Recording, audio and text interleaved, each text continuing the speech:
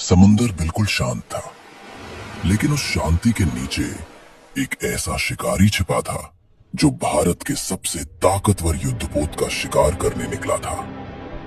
ये कहानी है एक सबमरीन की जिसका नाम था PNS गाजी। पाकिस्तान नेवी का सबसे लंबी रेंज वाला हंटर एक मिशन के साथ भेजा गया। सिर्फ एक लक्ष्य, INS विक्रांत। अगर विक्रांत को नष्ट कर दिया जाता तो बे ऑफ बंगाल में भारत की हवाई ताकत खत्म हो जाती, ईस्ट पाकिस्तान अकेला पड़ जाता और शायद 1971 की जंग का नतीजा कुछ और होता। लेकिन भारत को पता था दुश्मन क्या सोच रहा है। एक मास्टर प्लान तैयार हो रहा था, फर्जी रेडियो सिग्नल, गलत जगह पर सप्लाई ऑर्डर और एक साइलेंट धोखा जो इतिहास की सबसे साहसी नौसैनिक चाल बनने वाली थी। जब गाजी विशाखापट्टनम के पास पहुंची, उसके क्रू को लगा उनका लक्ष्य बस कुछ ही मील दूर है। समुंदर के नीचे दबाव बढ़ रहा था, तनाव बढ़ रहा था। फिर अचानक रात के अंधेरे में एक भयानक धमाका हुआ। पानी के ऊपर मलबा तैर रहा था और सुबह तक पाकिस्तान की सबसे खतरनाक पनडुब्बी समुंदर की तह में दफन हो चुकी थी। सवाल यह है, क्या गाजी अपनी ही गलती से डूबी या फिर भारत ने उसे ऐसे जाल में फंसाया जहां से बचना नामुमकिन था? ये सिर्फ एक सबमरीन की कहानी नहीं है, ये कहानी है रणनीति की, धोखे की और 1971 के उस नेवल वॉर की जहां दिमाग ने ताकत को हरा दिया।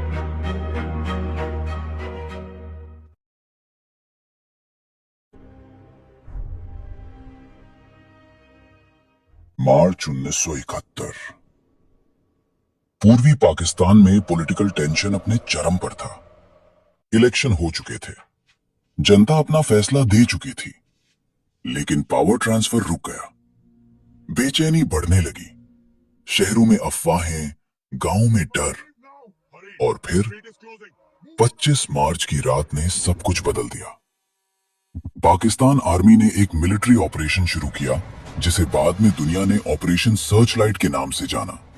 यूनिवर्सिटीज पर हमले हुए, इंटेलेक्चुअल्स को निशाना बनाया गया, घरों में घुसकर फायरिंग हुई।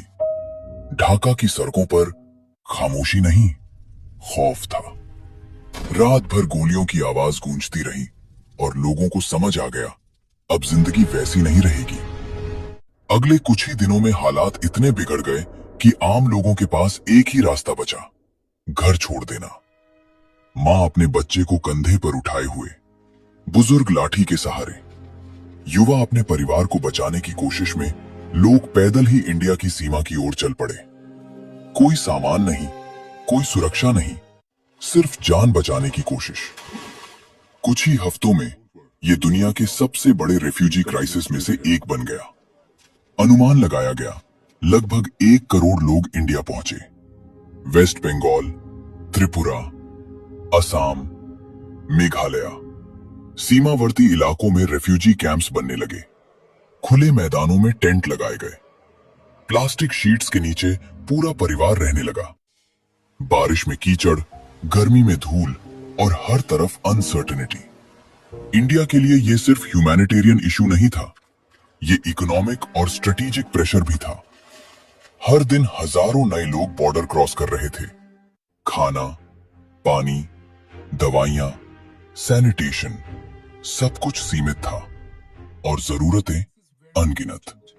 रेफ्यूजी कैंप्स में भीड़ बढ़ती जा रही थी, बीमारियों का खतरा मंडरा रहा था। फिर भी इंडिया ने अपने दरवाजे बंद नहीं किए।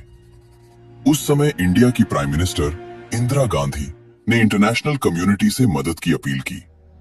उन्होंने दुनिया को बताया ईस्ट पाकिस्तान में क्या हो रहा है, लेकिन ग्लोबल पॉलिटिक्स के बीच ह्यूमैनिटी की पुकार धीमी पड़ गई। इंडियन इकोनॉमी ऑलरेडी वीक थी, फूड रिजर्व्स लिमिटेड थे, फॉरेन एक्सचेंज क्राइसिस चल रहा था और अब डेली रेफ्यूजी एक्सपेंडिचर एस्टिमेट था $700 मिलियन का इकोनॉमिक बर्डन। लेकिन सबसे बड़ा इशू पैसा नहीं था, इशू था स्टेबिलिटी। अगर ईस्ट पाकिस्तान कोलैप्स हो गया तो पूरा रीजन अनस्टेबल हो सकता था, और अगर इंडिया कुछ नहीं करता तो रेफ्यूजी इनफ्लो रुकने वाला नहीं था। ये ह्यूमैनिटेरियन क्राइसिस मिलिट्री डिसीजन की तरफ ढाकेल रहा था।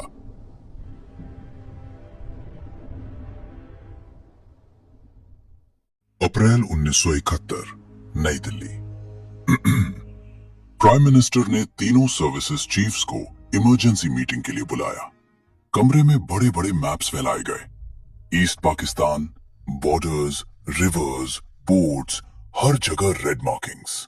हवा में टेंशन साफ महसूस हो रही थी।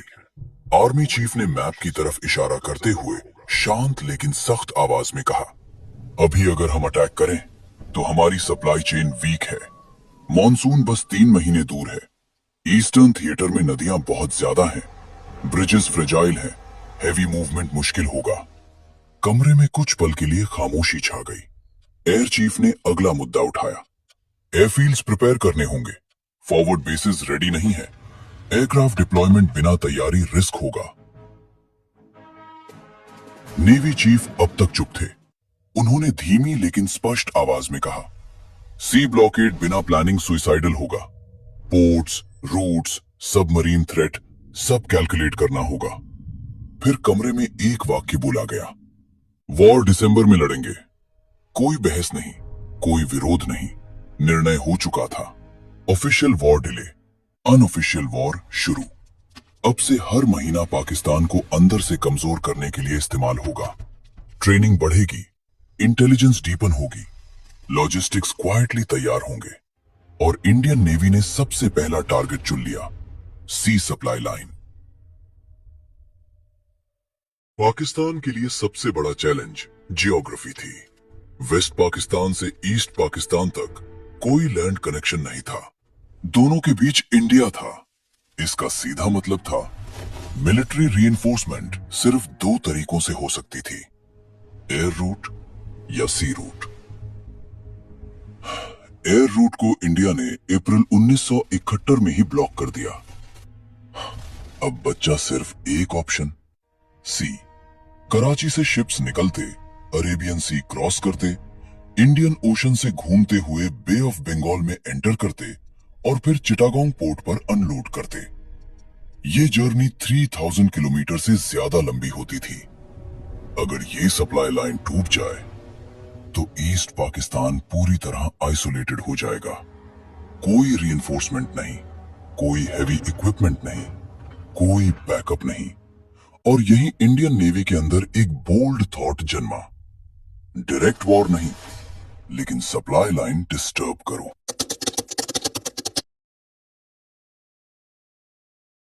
मई 1971, वेस्ट बंगाल। प्लासे के आसपास एक सेक्लूडेड एरिया में चुपचाप एक सीक्रेट ट्रेनिंग बेस एस्टैब्लिश किया गया। Code name C2P। ऑफिशियली ये एक टेम्पररी लॉजिस्टिक्स पॉइंट था। अनऑफिशियली ये एक अंडर वाटर सैबोटाज एकेडमी थी।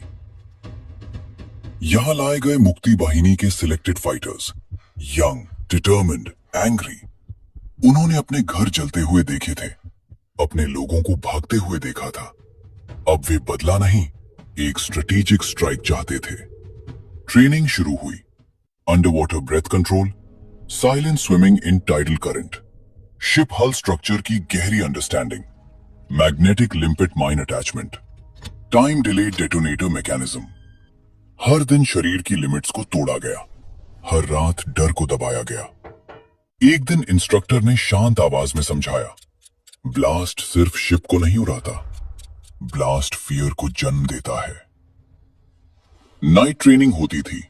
चेहरे पर black cloth, zero light condition, हर मूवमेंट मेजर्ड, हर सांस कंट्रोल्ड। एक छोटी सी गलती और पूरा मिशन फेल।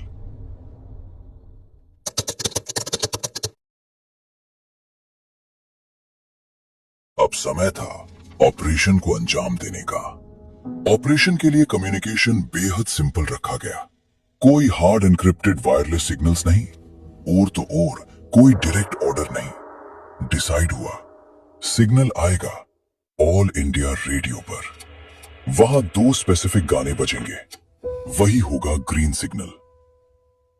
पाकिस्तान को कभी शक भी नहीं होगा कि एक रेडियो सॉन्ग के पीछे एक नेवल सैबोटाज नेटवर्क एक्टिवेट हो रहा है। 15 अगस्त 1971 की रात इंडिपेंडेंस डे ब्रॉडकास्ट खत्म होने के बाद रेडियो पर वो गाने बजते हैं। कमरे में बैठे लोग समझ नहीं पाते, लेकिन कहीं दूर अंधेरे में कमांडोज रेडी हो चुके थे। 15 अगस्त की मिडनाइट, चटगांव पोर्ट। हार्बर के आसपास पाकिस्तान आर्मी की पेट्रोलिंग चल रही थी, लेकिन रात का अंधेरा भारी था, घना, निगल लेने वाला। उस रात 5 मुक्ति वाहिनी के कमांडोज चुपचाप पानी में उतरते हैं। उन्होंने टाइड पहले ही कैलकुलेट कर ली थी। करंट उन्हें धीरे धीरे शिप की ओर ढकेल रहा था। वे एक कार्गो वेसल के नीचे पहुंचते हैं। हाथ आगे बढ़ता है। कोल्ड स्टील, मैग्नेटिक माइन हल पर अटैच होती है। 20 मिनट की टाइमर सेट होती है, बिना आवाज, बिना हड़बड़ाहट। वे वापस मुड़ते हैं। उन्होंने पीछे मुड़ कर नहीं देखा। और जब वे शोर पर पहुंच गए, शिप के अंदर एक्सप्लोजन हुआ, जिससे फ्यूल इग्नाइट हुआ और आग की लपटें आसमान तक उठती हैं। हार्बर में सायरन्स गूंज उठती हैं, हर तरफ केओस। और फिर दूसरा ब्लास्ट, फिर तीसरा। रात का सन्नाटा आग और धमाकों की रोशनी में टूट चुका था। अगस्त 1971, कराची नेवल हेडक्वार्टर्स। कमरे में फैली रिपोर्ट्स अब सिर्फ कागज नहीं थी, वे चेतावनी थी। चिटागोंग में धमाके हो चुके थे। शिपिंग कंपनियां बीमा देने से इनकार कर रही थीं। हार्बर ऑपरेशंस बाधित थे। यह स्पष्ट हो चुका था कि यह कोई बिखरा हुआ गुरिल्ला हमला नहीं था। इसमें प्रिसिजन थी, नेवल अंडरस्टैंडिंग थी और एक गहरी प्लानिंग थी। धीरे धीरे एक सच्चाई आकार लेने लगी। भारत अब परोक्ष रूप से नहीं, रणनीतिक रूप से शामिल था। अब डर सिर्फ धमाकों का नहीं था, डर उस चीज का था जो अभी मैदान में उतरी ही नहीं थी। वो था INS विक्रांत। ईस्ट पाकिस्तान भौगोलिक रूप से अलग थलग था। वेस्ट पाकिस्तान से उसका कोई लैंड कनेक्शन नहीं था, बीच में पूरा इंडिया था। इसका मतलब था ईस्ट पाकिस्तान तक रीइंफोर्समेंट पहुंचाने का सिर्फ 2 रास्ता था, एयर रूट, सी रूट। एयर रूट पहले ही प्रैक्टिकली ब्लॉक हो चुका था, अब बचा सिर्फ सी रूट। कराची से जहाज निकलते, अरेबियन सी पार करते, इंडियन ओशन से घूमकर बे ऑफ बंगाल में प्रवेश करते और फिर चिटागोंग या मोंगला पोर्ट पर अनलोड करते। ये लंबा, खुला और वल्नरेबल रास्ता था, पर विक्रांत एक एयरक्राफ्ट कैरियर था। मतलब समुद्र के बीचों बीच एक चलता फिरता एयरबेस। अगर वो बे ऑफ बंगाल में तैनात हो जाता तो उसके सी हॉक जेट्स शिपिंग कॉन्वॉय पर हमला कर सकते थे। एंटी सबमरीन हेलीकॉप्टर्स सी लेन्स की निगरानी कर सकते थे। एनिमी कार्गो शिप्स को इंटरसेप्ट या डिस्ट्रॉय किया जा सकता था। कराची से आने वाला हर जहाज रेडार और एयर पेट्रोल की रेंज में आ जाता। एक भी बड़े कार्गो शिप के डूबने का मतलब था फ्यूल कम, एम्यूनिशन कम, हेवी इक्विपमेंट रुक गया। कुछ हफ्तों में ईस्ट पाकिस्तान लॉजिस्टिक कोलैप्स की ओर बढ़ सकता था।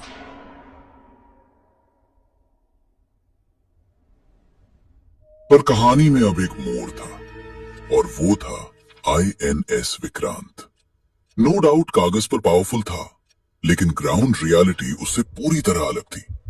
हुआ यूं था कि उसके बॉयलर्स पूरी तरह भरोसेमंद नहीं थे। स्पीड सीमित थी, फुल कॉम्बैट मैन्यूवर कैपेबिलिटी नहीं थी। मतलब अगर कोई सबमरीन उसे ढूंढ लेती तो वो खुद वल्नरेबल हो सकता था। इंडिया ये बात जानता था, पर पाकिस्तान ये नहीं जानता था, और यहीं से स्ट्रैटेजी शुरू होती है। स्ट्रैटेजी के अनुसार इंडिया ने विक्रांत को तुरंत फ्रंट लाइन में नहीं डाला। पहले रिपेयर्स जितनी हो सके उतनी की गई, स्पीड लिमिटेशंस स्वीकार की गई, रिस्क कैलकुलेट किया गया। फिर विक्रांत को क्वाइटली रिलोकेट किया गया। पब्लिक को नहीं बताया गया कि वो कहां है। ऑफिशियल रिकॉर्ड में क्लैरिटी नहीं थी। कुछ रिपोर्ट्स उसे मद्रास के पास दिखाती थी, कुछ उसे पश्चिमी तट पर बताते थे। असल में उसे स्ट्रेटेजिकली हाइड किया जा रहा था, ताकि वॉर शुरू होने के सही मोमेंट पर वो अचानक बे ऑफ बंगाल में प्रवेश करे। वहां कराची में रिपोर्ट्स आने लगी कि विक्रांत ईस्ट कोस्ट पर मूव हुआ है। अगर ये सच था तो खतरा इमीडिएट था। अगर विक्रांत बे ऑफ बंगाल में एक्टिव हो जाता सी हॉक जेट्स शिपिंग कॉन्वॉय पर हमला कर सकते थे। पोर्ट्स लगातार स्ट्राइक में रहते। नेवल ब्लॉकेड लागू हो सकता था। रीइंफोर्समेंट रुक सकती थी। कुछ ही हफ्तों में ईस्ट पाकिस्तान एमिनेशन और फ्यूल क्राइसिस में जा सकता था। यानी विक्रांत सिर्फ एक शिप नहीं था, वो ईस्ट पाकिस्तान की लाइफलाइन काट सकता था।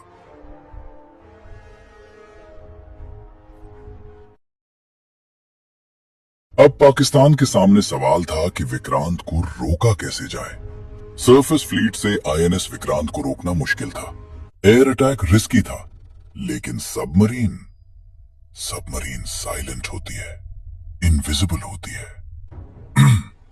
पाकिस्तान के पास एक ही लॉन्ग रेंज सबमरीन थी, पीएनएस गाजी। पुरानी थी, मैकेनिकल इश्यूज थे, लेकिन रेंज और एंड्योरेंस थी। अगर कोई विक्रांत तक पहुंच सकता था तो वो सिर्फ पीएनएस गाजी ही था। प्लान बनाई गई कि वॉर ऑफिशियली शुरू होने से पहले विक्रांत को न्यूट्रलाइज करो। अगर कैरियर डैमेज हो जाता, इंडिया की सी बेस्ड एयर पावर खत्म, बे ऑफ बंगाल में एयर डोमिनेशन कमजोर, सप्लाई लाइन कुछ समय के लिए सुरक्षित। यानी बैटलफील्ड बैलेंस बदल सकता था। रिस्क बड़ा था, लेकिन रिवॉर्ड उससे बड़ा था। और यहीं से खेल शुरू होता है। कराची हार्बर से गाजी क्वाइटली निकलती है। कोई शोर नहीं, कोई घोषणा नहीं। एक सबमरीन, एक मिशन, एक प्राइमरी टारगेट, विक्रांत। लेकिन मिशन सिर्फ इतना सरल नहीं था। गाजी को दो काम सौंपे गए थे। पहला, आईएनएस विक्रांत को ढूंढो, अगर मिले तो डिस्ट्रॉय करो। दूसरा, अगर विक्रांत का लोकेशन कंफर्म न हो सके तो विशाखापट्टनम पोर्ट के आसपास सी माइंस बिछा दो। क्यों? क्योंकि इंटेलिजेंस रिपोर्ट संकेत दे रही थी कि विक्रांत ईस्टर्न कोस्ट की ओर मूव हुआ है। विशाखापट्टनम इंडियन नेवी का महत्वपूर्ण बेस था। अगर वहां माइंस बिछा दी जाती, हार्बर अनसेफ हो जाता, नेवल मूवमेंट स्लो हो जाता, कैरियर को बाहर निकलने में रिस्क होता, साइकोलॉजिकल प्रेशर बढ़ता।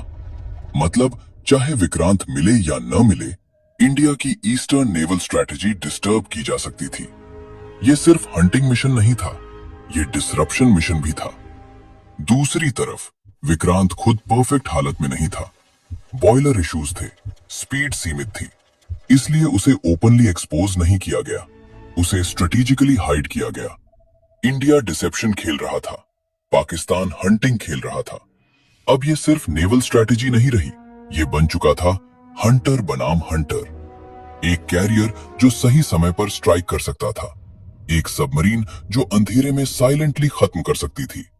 समुद्र ऊपर से शांत था, लेकिन उसके नीचे एक डेडली चेस गेम शुरू हो चुका था। इंडियन नेवल कमांड को अब एक बात का पूरा यकीन था, PNS Ghazi bay of Bengal में प्रवेश कर चुकी है।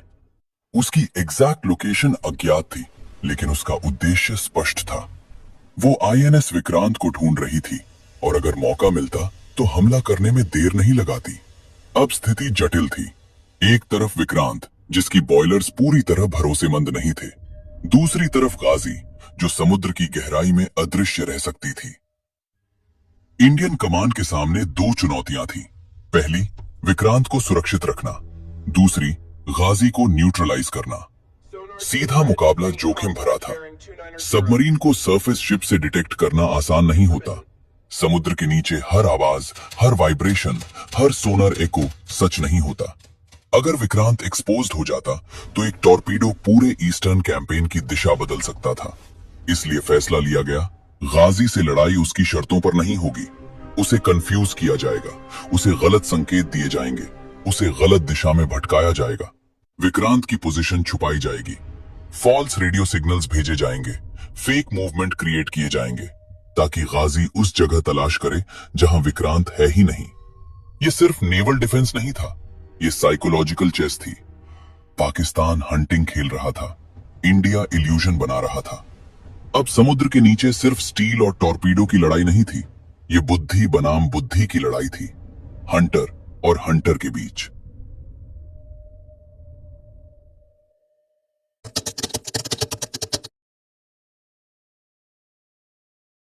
उस समय इंडियन ईस्टर्न नेवल कमांड ने एक अनयूजुअल डिसीजन लिया। कम्युनिकेशन अचानक अनसिक्योर कर दिया गया, यानी उसे जानबूझकर थोड़ा खुला रखा गया। रेडियो चैटर वीक इंक्रिप्शन में किया गया। सिग्नल पैटर्न इंटेंशनली प्रिडिक्टेबल रखा गया।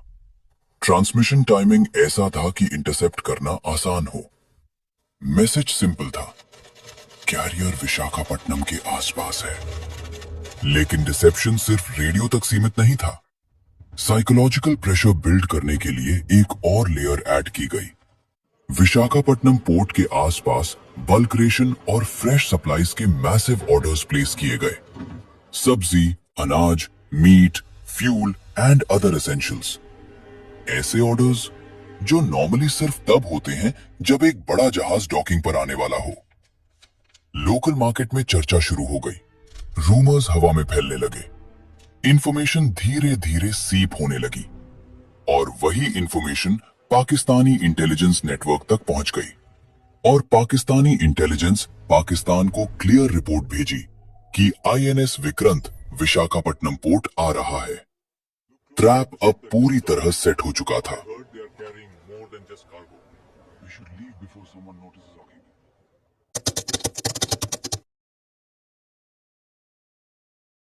25 नवंबर 1971।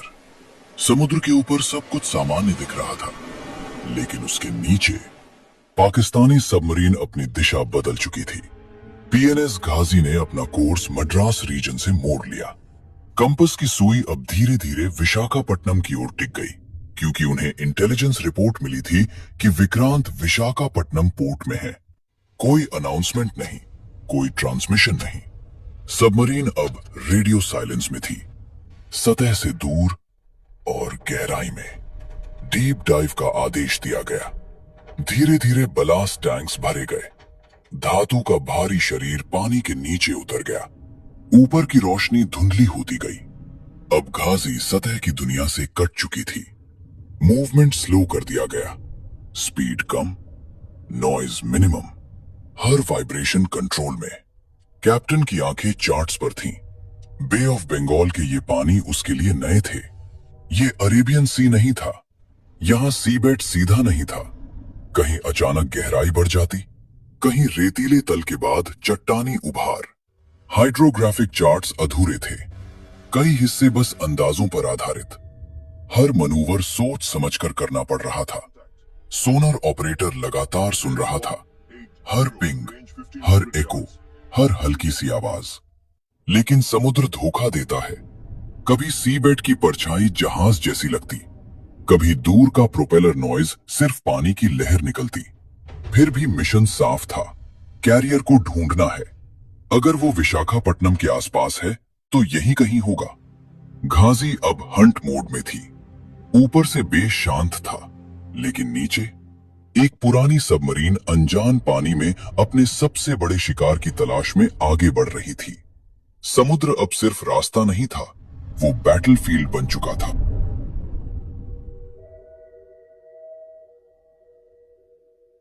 जैसे कि हम जानते हैं कि उस समय जमीन पर जो दिखाई दे रहा था वो सच नहीं था, असलियत कुछ और थी। एनएस विक्रांत विशाखापट्टनम में नहीं था, वो उससे काफी दूर यानी अंडमान रीजन के पास एक सुरक्षित एंकरेज में तैनात था। ये कोई संयोग नहीं था, ये सोची समझी रणनीति थी। इंडियन नेवी जानती थी कि अगर विक्रांत सचमुच ईस्टर्न कोस्ट के पास खुले रूप में रहता तो वो सबमरीन के लिए एक संभावित लक्ष्य बन सकता था। उसकी स्पीड सीमित थी, बॉयलर इश्यूज थे, इसलिए अननेसेसरी रिस्क लेना समझदारी नहीं थी। इसीलिए कैरियर को स्ट्रेटेजिकली दूर रखा गया, ऐसी जगह जहां सबमरीन का पहुंचना मुश्किल हो और डिटेक्शन की संभावना कम हो। दूसरी तरफ विशाखापट्टनम को डेलिबरेटली स्पॉटलाइट में रखा गया। Radio signals, supply orders, market rumours, सब कुछ एक दिशा में इशारा कर रहा था, लेकिन वो असली दिशा नहीं थी। विशाखापट्टनम एक बेट था, एक ऐसा चारा जिसे देखकर सबमरीन उसी ओर आकर्षित हो ताकि असली टारगेट विक्रांत सेफ डिस्टेंस पर रहे। ये नेवल मैनूवर नहीं था सिर्फ, ये कंट्रोल्ड इल्यूजन था। एक तरफ सबमरीन हंट कर रही थी, दूसरी तरफ कैरियर खुद को हंट होने से बचा रहा था। समुद्र में कभी कभी जीत सीधे टकराव से नहीं मिलती, बल्कि सही दूरी बनाकर मिलती है। नवंबर 1971 के आखिरी दिनों में बे ऑफ बंगाल ऊपर से शांत था, लेकिन उसके नीचे पीएनएस गाजी विशाखापट्टनम कोस्ट के पास चक्कर लगा रही थी। मिशन क्लियर था, आईएनएस विक्रांत को ढूंढना, और अगर वो पोर्ट के अंदर हो तो हार्बर एंट्रेंस पर माइंस बिछा देना। इंटेलिजेंस ने कहा था कैरियर विशाखापट्टनम में है। गाजी को यकीन था, वो शैलो वाटर्स में आ चुकी थी।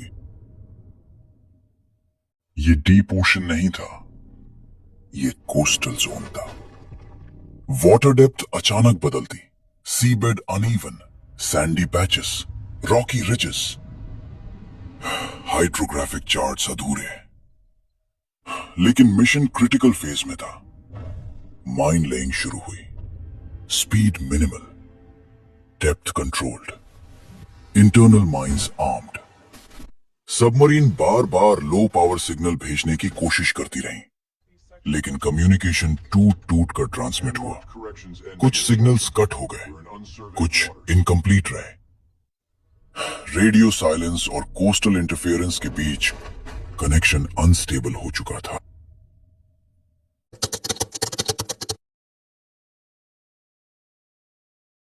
उसी शाम विशाखापट्टनम के आउटर हार्बर के पास समुद्र वैसा शांत नहीं था जैसा ऊपर से दिख रहा था। स्थानीय मछुआरे जो रोज इन पानियों को पढ़ते थे, उन्होंने कुछ असामान्य नोटिस किया। पानी की सतह पर हल्की सी ऑयल शीन तैर रही थी, चांदनी में चमकती हुई एक पतली परत जो नेचुरल नहीं लग रही थी। कुछ जगहों पर छोटे छोटे बबल सतह पर उभर रहे थे, जैसे नीचे कहीं कोई एक्टिविटी हो। और फिर जाल में फंसे कुछ मेटालिक पार्टिकल्स, जंग लगे, भारी, जैसे किसी बड़े स्टील स्ट्रक्चर से टूटे हों। ये साधारण मछुआरे नहीं थे। 1971 के तनावपूर्ण माहौल में उन्हें basic war time observation training दी गई थी। उन्हें सिखाया गया था, अगर कुछ असामान्य दिखे तुरंत रिपोर्ट करो। उन्होंने इंतजार नहीं किया।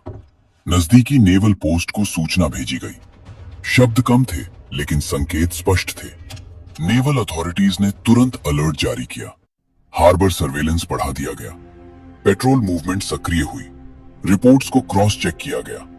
सिग्नल इंटेलिजेंस से मिलान हुआ और धीरे धीरे एक शक आकार लेने लगा। ये सिर्फ ऑयल लीक नहीं था, ये सिर्फ समुद्री हलचल नहीं थी। कुछ था जो हार्बर के बाहर छुपा हुआ था। सस्पिशन अब अनुमान नहीं रहा था, वो एक संभावित खतरे में बदल चुका था।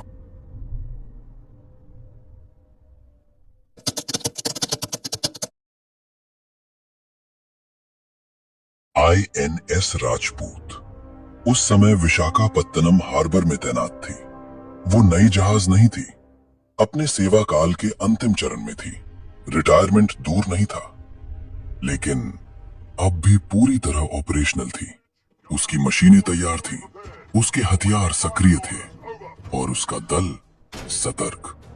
आउटर हार्बर से मिली सस्पिशियस रिपोर्ट्स ने नेवल कमांड को एक कठिन निर्णय लेने पर मजबूर किया। ये रूटीन पेट्रोल नहीं थी, ये था search and destroy mission. Risk साफ था, हार्बर के बाहर शैलो वाटर्स, संभावित माइंस और कहीं अंधेरे में छिपी एक सबमरीन। फिर भी आदेश जारी हुआ।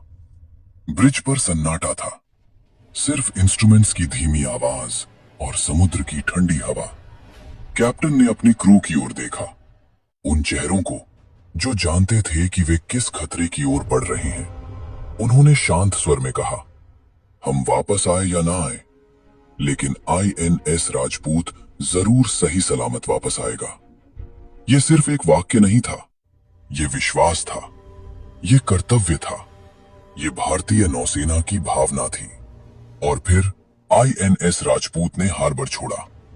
धीरे धीरे उसका बो पानी को चीरता हुआ आगे बढ़ा। डेस्टिनेशन आउटर चैनल, जहां अंधेरे के नीचे कुछ इंतजार कर रहा था। आउटर चैनल की ठंडी रात। आईएनएस राजपूत अपनी निर्धारित पेट्रोल ट्रैक पर आगे बढ़ रही थी। ब्रिज पर सन्नाटा था, लेकिन नीचे सोनार रूम में हर आवाज का अर्थ था। सोनार ऑपरेटर ने हेडफोन्स पर ध्यान केंद्रित किया। समुद्र के भीतर की दुनिया आंखों से नहीं, ध्वनि से पढ़ी जाती है। अचानक एक फेंट एको सुनाई दिया, बहुत कमजोर, लगभग शोर में छुपा हुआ, लेकिन अलग। ऑपरेटर ने गेन एडजस्ट किया, फिर दोबारा पिंग भेजा गया। स्क्रीन पर एक हल्का सा रिफ्लेक्शन उभरा, स्थिर नहीं लेकिन दोहराता हुआ। यह नेचुरल सीबेड रिफ्लेक्शन जैसा नहीं था, यह किसी ठोस लंबी मेटालिक स्ट्रक्चर की अकूस्टिक सिग्नेचर थी। पैटर्न इरेगुलर था लेकिन फेमिलियर। नेवल डेटाबेस में मौजूद एनिमी सबमरीन प्रोफाइल से उसकी तुलना की गई। मैच पूर्ण नहीं था लेकिन सस्पिशियस जरूर था। उसी समय फिशरमैन की रिपोर्ट याद की गई। ऑयल शीन, बबल डिस्टर्बेंस, मेटालिक रेसिड्यू, दोनों संकेत एक ही दिशा में इशारा कर रहे थे। कमांड रूम में निर्णय का क्षण था। रिस्क था, कंफर्मेशन 100% नहीं था, लेकिन अगर नीचे सचमुच सबमरीन थी तो हार्बर खतरे में था। आदेश दिया गया, डेप्थ चार्जेस प्रिपेयर। डेक पर एक्टिविटी तेज हो गई। रियर रैक्स पर सिलेंड्रिकल चार्जेस सिक्योर किए गए। फ्यूज सेटिंग चेक हुए, रिलीज सीक्वेंस आम हुआ। अब समुद्र के नीचे छुपी हर परछाई को जवाब मिलने वाला था। डेप्थ चार्ज बोट के पिछले हिस्से से रोल होते हुए अंधेरे पानी में गायब हो गए। सरफेस पर सिर्फ हल्का सा स्प्लैश था, लेकिन नीचे साइलेंट काउंटडाउन शुरू हो चुका था। कुछ सेकंड बीते, फिर पहला एक्सप्लोजन। समुद्र की गहराई कांप उठी। प्रेशर वेव पानी के भीतर तेजी से फैल गई। आईएनएस राजपूत के डेक पर खड़े सेलर्स स्थिर रहे। ट्रेनिंग उन्हें पैनिक से पहले कंट्रोल सिखाती है। दूसरा ब्लास्ट, तीसरा। सोनार स्क्रीन पर शार्प स्पाइक्स उभरे। नॉइज अचानक बढ़ गया और फिर एक अलग तरह का एक्सप्लोजन, ज्यादा शक्तिशाली, ज्यादा वायलेंट, मानो किसी बड़ी मेटालिक स्ट्रक्चर ने अंदर से टूटकर ब्लास्ट किया हो। दूर अंधेरे में पानी का एक विशाल कॉलम उठा, फिर धीरे धीरे बैठ गया। सोनार पर जो फेंट एको था वो अचानक गायब हो गया। सिर्फ स्कैटर्ड डिस्टॉर्शन, फिर कंप्लीट साइलेंस। रात भर एरिया मॉनिटर किया गया। कोई मूवमेंट नहीं, कोई रिटर्न सिग्नल नहीं। आउटर चैनल फिर शांत हो गया।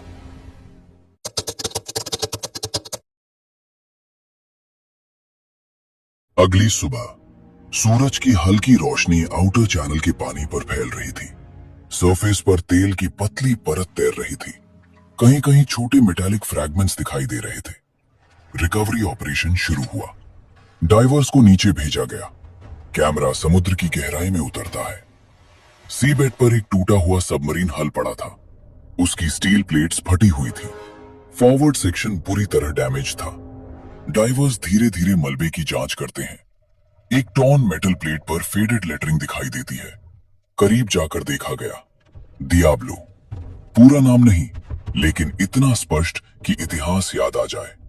यही वो सबमरीन थी जो कभी अमेरिकन नेवी में यूएसएस डियाब्लो के नाम से सर्विस कर चुकी थी। कोल्ड वॉर के दौरान ट्रांसफर हुई और फिर पाकिस्तान नेवी में रीनेम हुई पीएनएस गाजी।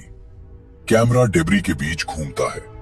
टॉर्पीडो सेक्शन के पास एक डैमेज्ड इंस्ट्रूमेंट पैनल मिलता है।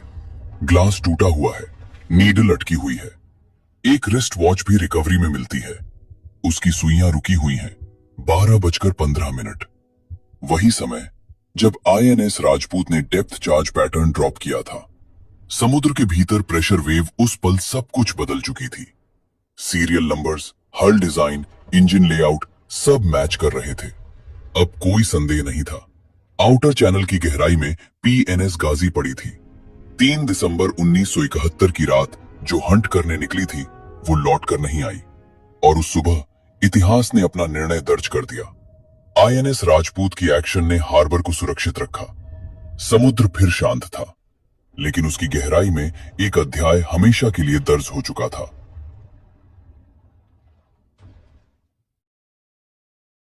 3 दिसंबर 1971, रात का अंधेरा, समुद्र शांत, लेकिन गहराई में सब कुछ बदल चुका था। एक सबमरीन जो शिकार करने निकली थी अब खुद इतिहास का हिस्सा बन चुकी थी। आउटर चैनल की लहरें अगली सुबह सामान्य थीं। कोई ध्वज नहीं लहरा रहा था, कोई घोषणा नहीं हुई थी। समुद्र की लड़ाइयां अक्सर शोर से नहीं, सन्नाटे से तय होती हैं। पीएनएस गाजी का अंत सिर्फ एक वेसल का अंत नहीं था, वो एक इरादे का अंत था। उसके बाद आईएनएस विक्रांत ने पूर्वी मोर्चे पर अपने एयरक्राफ्ट लॉन्चेस शुरू किए। सी हॉक आसमान में उठे, पोर्ट्स पर स्ट्राइक्स हुए, सप्लाई लाइंस टूट गईं। समुद्र का संतुलन बदल चुका था, और जब संतुलन बदलता है, युद्ध की दिशा बदल जाती है। 1971 का परिणाम सिर्फ जमीन पर तय नहीं हुआ था, उसकी नींव समुद्र की गहराइयों में रखी गई थी। कभी कभी इतिहास तोपों की गूंज में नहीं, बल्कि एक गहरे अंडर वाटर ब्लास्ट में लिखा जाता है। और उस रात बे ऑफ बंगाल ने एक फैसला सुनाया था। कोई गवाह नहीं था, कोई कैमरा नहीं था, सिर्फ अंधेरा, एक एक्सप्लोजन और फिर सन्नाटा। समुद्र आज भी शांत है, लेकिन उसकी गहराई सब याद रखती है।